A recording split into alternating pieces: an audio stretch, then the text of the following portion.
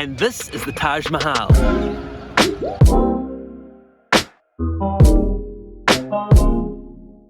And I have an unpopular opinion.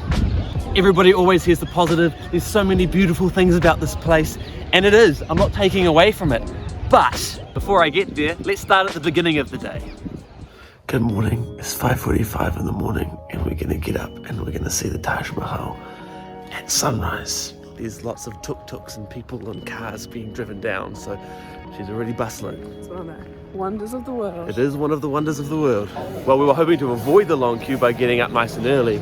However, she's already pretty big. Thank you.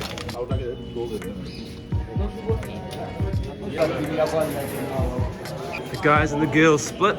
Catch a cake. Bye-bye. Did they take anything off you? No. What was But your... They asked for any smoking items, matches, lighters, and they took away everyone's food. Yeah, they take away all your foods. So you walk down through the entrance and then it opens up into a courtyard. Right behind us is the top of the Taj, and that's the main entry gate, but the grounds are huge. Today's February the 11th, and feels like one of the best times to go because it's cool, like Yeah. it's so pleasant. I'm wearing this and I need it. And that's the power of It's like winter way- here in India, so it's off-peak And off- travel yeah, off-peak and off-peak time, so double whammy. Really, highly recommend. Top tips.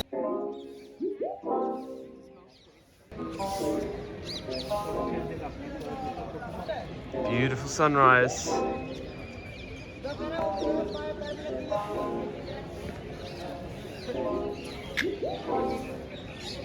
This is a large building, and this is only the gate to get in.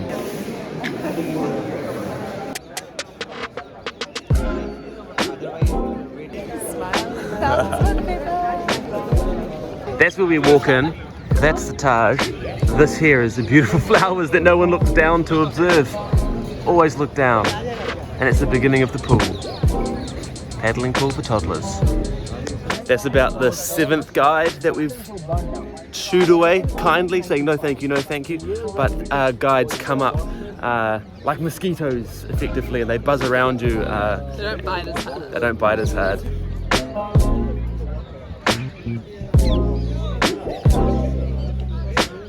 So the Taj is 391 years old.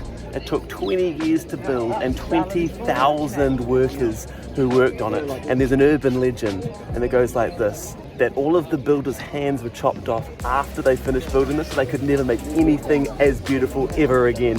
Whether that's true or not is just a rumour, but it's a popular rumour. And looking at it, you think, ooh, barbaric, but is there a drop of truth? This is a memorial for somebody who died. This is effectively a giant tomb. And so I wanted to focus on what it feels like to be here. Yes, there's the hustle and the bustle, and there's lots of people everywhere, and yes, it's beautiful, yes, it's one of the 7 wonders of the world, but if you can try block that out, what does it feel like? I spent some time sitting down, breathing, and just being still, and trying to think about its purpose. It's a huge monument to, well, a woman who died giving birth, who a man loved deeply. It's also a monument to beauty itself. It's a monument to monuments. It's almost the monument of monuments. And so sitting in its presence, I felt calm, I felt small, but I was very aware of beauty.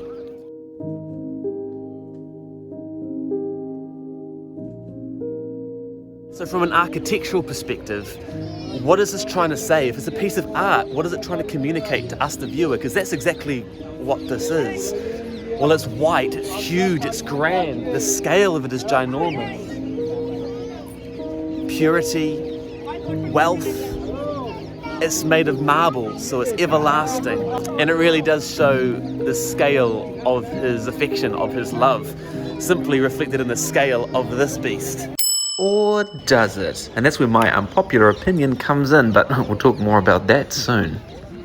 Here's the best couples Taj Mahal joke for you to use whilst here. I hope you build something as extravagant for me. You've got a lot to live up to.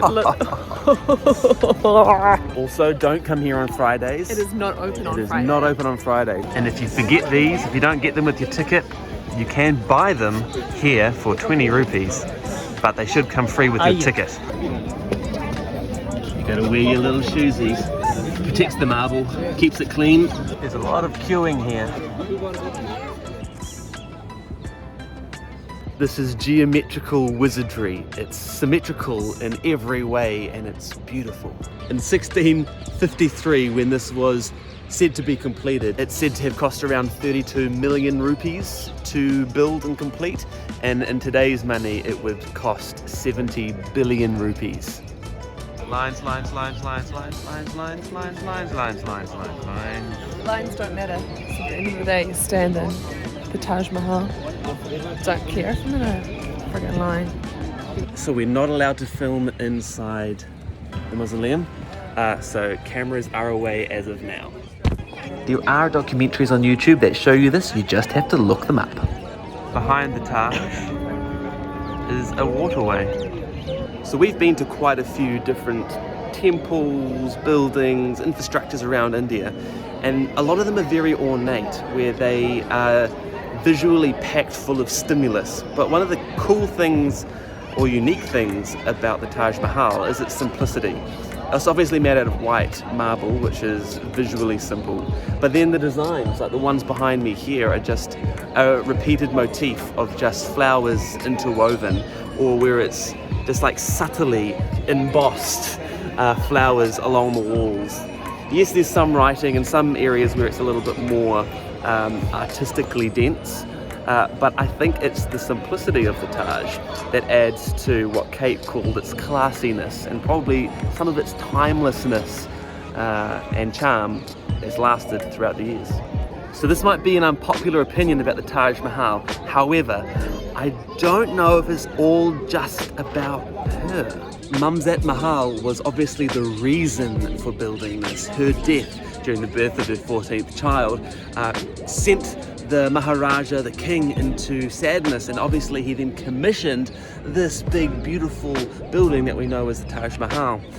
The thing that makes me think it's also partly about him is a little bit of context. So we've also travelled around India, and there's lots of other tombs and crypts and places where rich rulers, they don't even have to be the emperors, spend a lot of money on family members' tombs. It seems to be a common thing, and it also seems to be a way that they flex their wealth and their power and their prestige. So yes, this is about her, but it's also about him flexing his ability to create something that is the most beautiful of all beautiful things.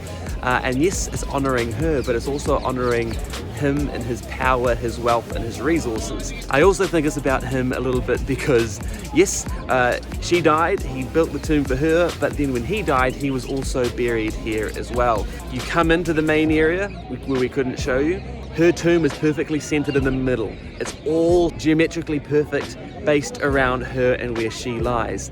But he breaks the own rule he set for himself. He said, this is the standard, but then I am the only one that can break it. I will lie not geometrically perfectly in the center of the room. I will lie adjacent to her, and his tomb, his coffin zone, I don't quite know the phrase, is larger than hers. And to me, that shows that he is above all of this. He built this, she's the cause of it, but it's about him. And if I was Shah Jahān with all of the resources and wealth, well, maybe I'd consider it as well. Because if I can tell you a story of love that makes you want to come to one of the most beautiful buildings in the world, all about undying love and beauty, however, my coffin's bigger than hers. So in some ways, I think it's possibly saying just as much about his wife as it is about himself. Hey, I don't mean to be the love Grinch over here, raining on everybody's romantic ideas of this beautiful building and history. But you know, it is my unpopular opinion, so if you agree with me or disagree with me, let me know in the comments. It is stunning. What are your thoughts? I don't know, I don't really like going to the main tourist places. As a general rule. As a general rule, I generally avoid them. And so I thought maybe the Taj would be something like that, but it's not. It's definitely worth going. I'm glad I'm here. Last night I was saying to Kate that I thought it was going to be overpriced, overcrowded and smaller than I imagined. However, it's actually bigger than I imagined, and there's not as many people because we're in winter. And it's not actually that expensive. No. Hey, one of my favourite things about the Taj is that sometimes you go to a beautiful space and the area around it is just a bit rough and average, but the Taj is the whole experience, the gardens.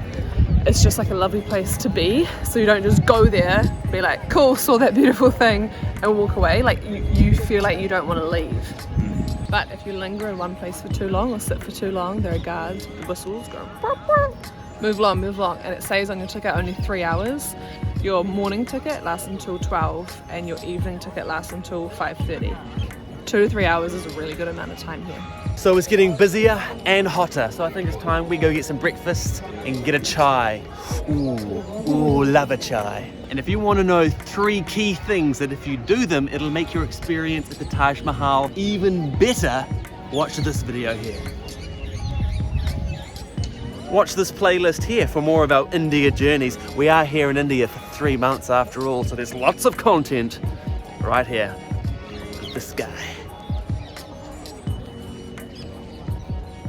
You can do it.